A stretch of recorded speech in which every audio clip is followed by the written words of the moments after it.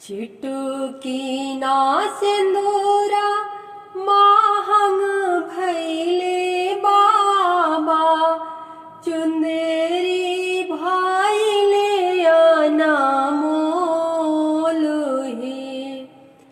अरे ही सिंदूरावा के कारण ये बाबा छूट जाई है आमा की गोद है। अरे ही सिंदूरावा के कारण ये बाबा छूट जाई है आमा की गोद है। आमा कहेली बेटी के नित उठी बोलाइब, बाबा कहेली छव मासुही। अरे भैया कहेलन काज परोजन, भाभी कहेली कवन काम है। अरे भैया कहेलन काज परोजन, भाभी कहेली कवन काम है।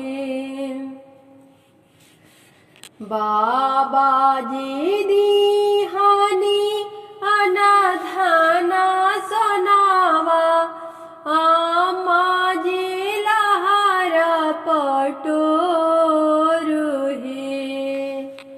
बाबा जी दीहानी अनाधाना सोनावा, बाबा जी लहार अरे आमा जी लहार पटोर है।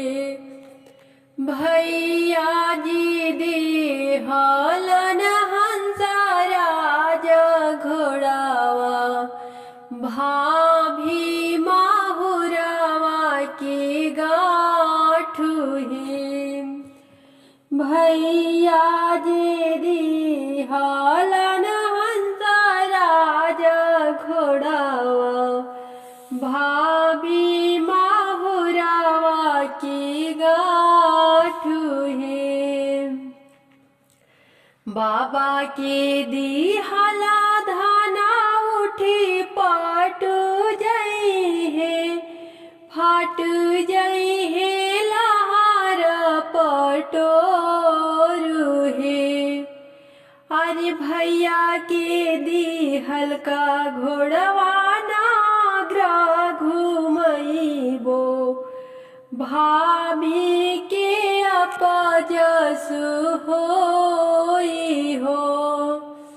अरे भैया के दिहल घोड़ा नाग्रा घुमैबो, भाभी के अपजस होई हो।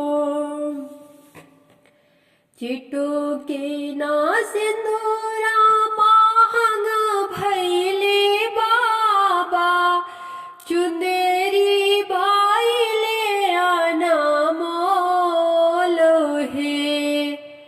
अरे ही चुंदरिया के कारण ये बाबा छूट गई है आमा के गोनी की काटयाई सन पासरात आवेला। अरे देवाई सन दालवा हो गरजत आवेला। अरे देवाई सन दालवा हो गरजत आवेला।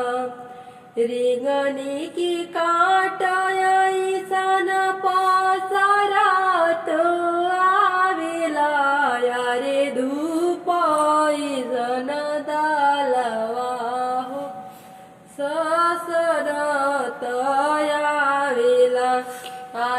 चिऊटी ऐसन दालवा हो ससरत आविला अपना दुआर भाईले पूछले बेटी के पापा अपना दुआर भाई पूछले बेटी के पापा रे हो दलवाया हो बेटी के करा सिरवाया विला अरे हो दलवाया हो बेटी के करा सिरवाया विला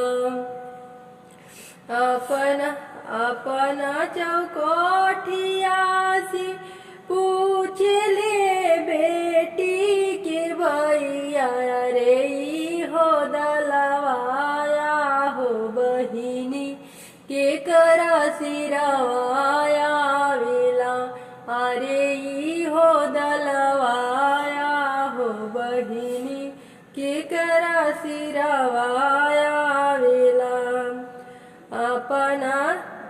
अपना को बरवा बाईली बोलेली सुंदर बेटी अरे हो दलवा हो पापा रौरे सिरवाया विला अरे हो दलवाया हो पापा रौरे दलवाया विला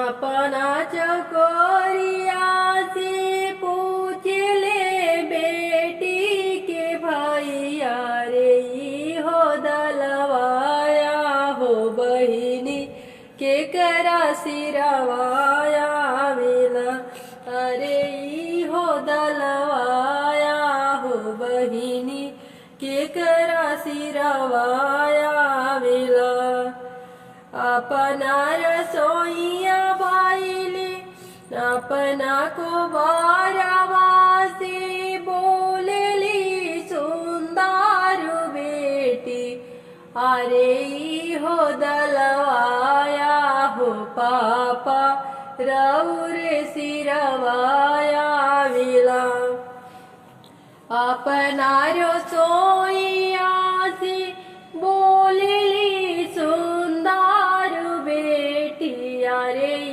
हो दलवाया हो चाचा रौरे सिरवाया विला अरे हो दलवाया हो भैया रौरे सिरवाया विला दानवा दहेजवा बेटी सब लिहालु हो अरे चलही के बेरिया बेटी करे जवा काढ़ी लिहालु हो अरे चलही के बेरिया बेटी करे जवा काढ़ी लिहालु हो अरे चलही के बेरिया दीदी करे जवा काढ़ी